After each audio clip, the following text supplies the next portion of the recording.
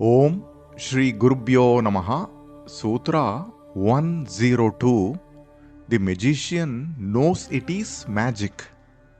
Indrajalamayam Vishwam Vyastam va Chitrakarmavat Brahmadva Dhyayataha Sarvam Pashyatascha Sukodgamaha. Creation is pure imagination, much like magic. View it as you would see a painting. Understanding its true nature leads to happiness. A magician understands his performance is mere illusion, while the audience believe they witness the impossible. The audience experience emotions, but the magician remains unaffected, aware that he stands apart from his own illusions. This is how we can understand Īśvara. Īśvara wields Maya. Maya is Īśvara's Shakti, which is the power that projects the universe. But Īśvara is not impacted by it. He is untouched by Maya. Maya is dependent on Īśvara and not the other way around. It is his Maya that projects the world, which is Vyavahara. Īśvara is not impacted by the world either. Īśvara is the magician wielding Maya, and the creation is his magic. Being caught in the web of creation, we go through various experiences and emotions. This sutra says the creation is a mere imagination. It is a magic show. Recognizing the truth behind the creation brings happiness. Observe the creation like how you will observe a painting. The painting is outside you and you are untouched by the painting. Indrajalamayam Vishwam. The universe is the art of magic. Indrajalamayam. It is like a painting. Chitra Karmavat. The universe is pervaded with the magic or the painting. Vyastam means pervaded. It is Brahma, unsteady. Meditate on the truth behind the real universe. The happiness will naturally rise within.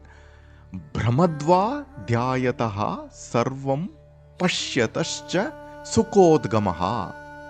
Īśvara creates the universe through his Maya Shakti, much like how we create worlds in our dreams. In a dream, we use our own Shakti to imagine a lively world and enter it. But when we wake up, the dream fades away. We act as creators or magicians within our dreams. In the same way, the reality we experience is Īśvara's dream. This creation is not the ultimate truth. It will vanish once we awaken to our higher self, which is Īśvara. Creation is simply a projection of Īśvara, giving the illusion of occurring externally, much like how dreams seem to happen outside us but do not. Creation should be seen as a projection that never actually occurred. Take an example of the pot that appeared out of the clay. Where was the pot before it appeared? Did it exist or not? If it was non-existent, how can something that is non-existent be born? If it existed, how can something that is already existent be born? According to the Shastram, that which already exists cannot be created, and that which does not exist also cannot be brought into existence. There is no creation, though we experience it. Shastram suggests avoiding the time creation to prevent confusion and instead recommends understanding it as manifestation and unmanifestation. Nothing is created. Therefore, creation does not occur. A massive banyan tree began as a seed in an undifferentiated state known as Nirvikalpa Rupa, containing every aspect of the future tree. Creation emerged from the unmanifest. The Atman or the Brahman is the seed. Eventually, it will return to the unmanifest during Pralaya. Bijasyantari vankuro jagaditam prang nirvikalpam punaha. The banyan seed is the cause, karanam, containing the tree in potential or undifferentiated form. When it grows, the tree is the effect, karyam, the differentiated form. The effect pre-existed as potential within the cause. Likewise, Brahman is the cause of the creation, with the creation existing in potential form within Brahman. Wherever there is karyam, karanam is present. It is inherent in the karyam. The undifferentiated transformed into the differentiated, seemingly like magic. How did this division happen? Let us understand this through an example. Division can be horizontal, such as when two people are in space and separated horizontally.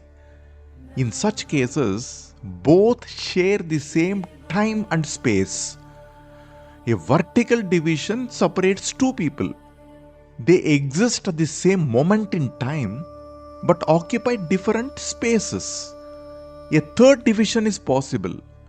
Two people can use the same space at different times, such as person A occupying a chair at 9 a.m. and person B at 10 a.m. after person A leaves. Plurality exists because of space and time. Without them, everything converges.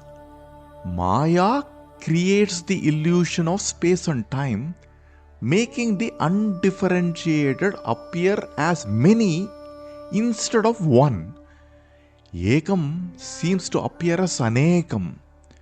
This is the Vikshepa Shakti of Maya.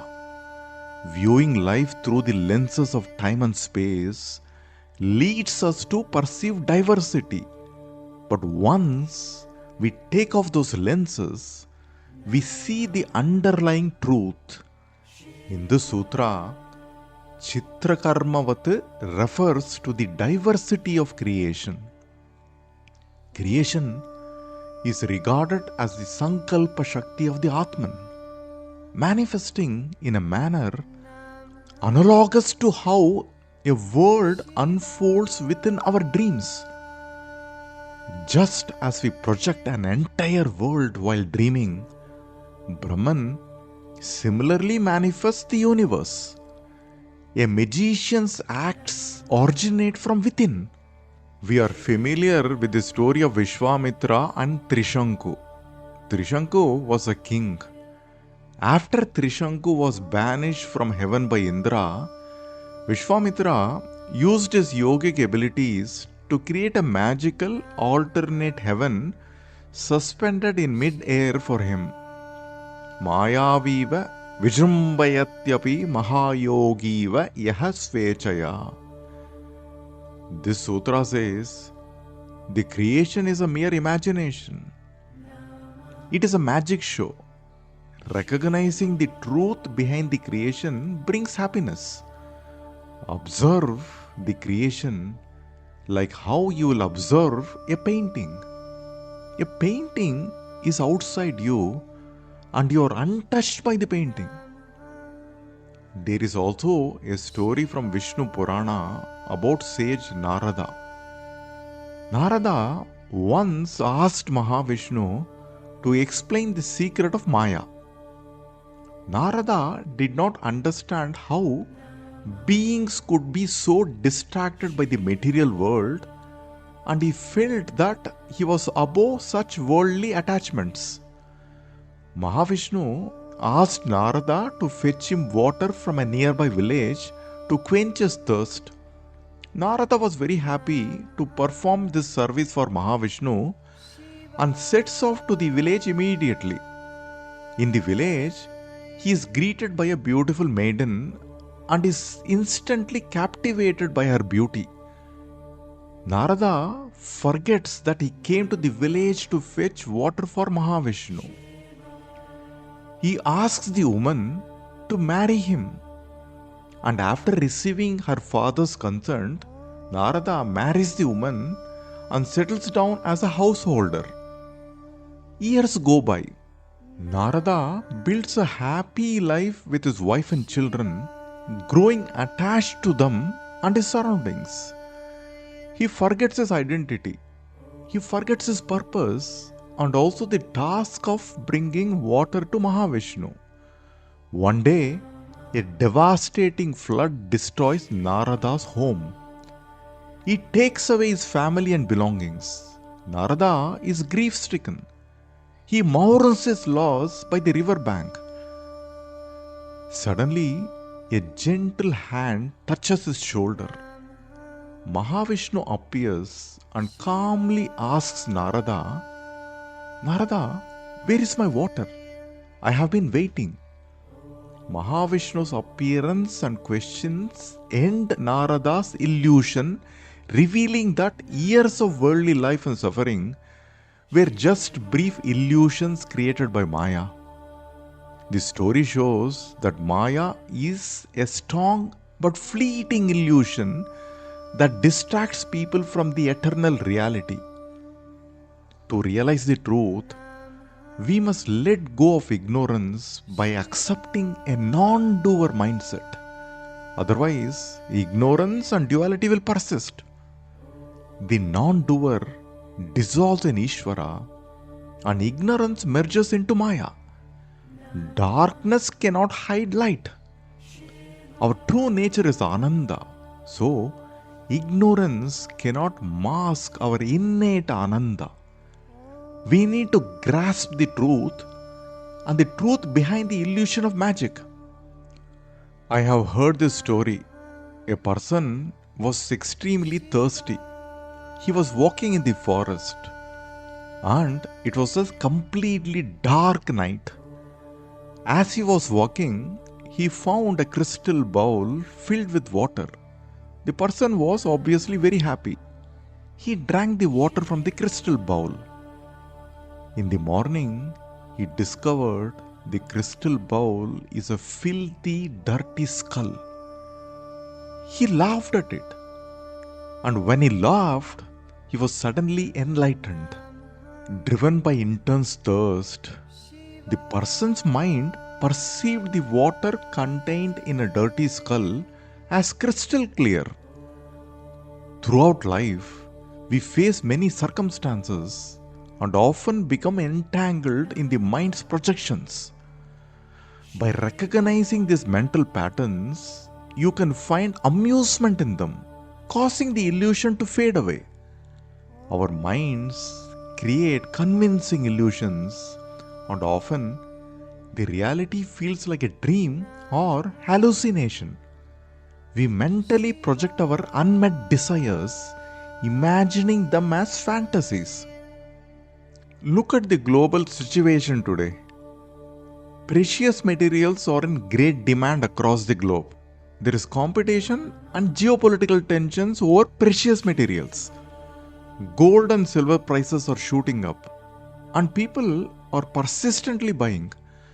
Sand prices are going up because of high demand. Sand, gold, and silver are becoming very precious. Just imagine that the humans have disappeared from Earth. What will happen to the gold, silver, and the sand? Who will be there to call gold as gold and silver as silver? The precious materials are just mental projections. If the projections are stopped, life will be blissful and silence alone will remain. Indrajalamayam vishvam vyastam va chitrakarmavat brahmadva dhyayataha sarvam pashyatascha sukhodgamaha. Creation is pure imagination, much like magic. View it as you would see a painting. Understanding its true nature leads to happiness.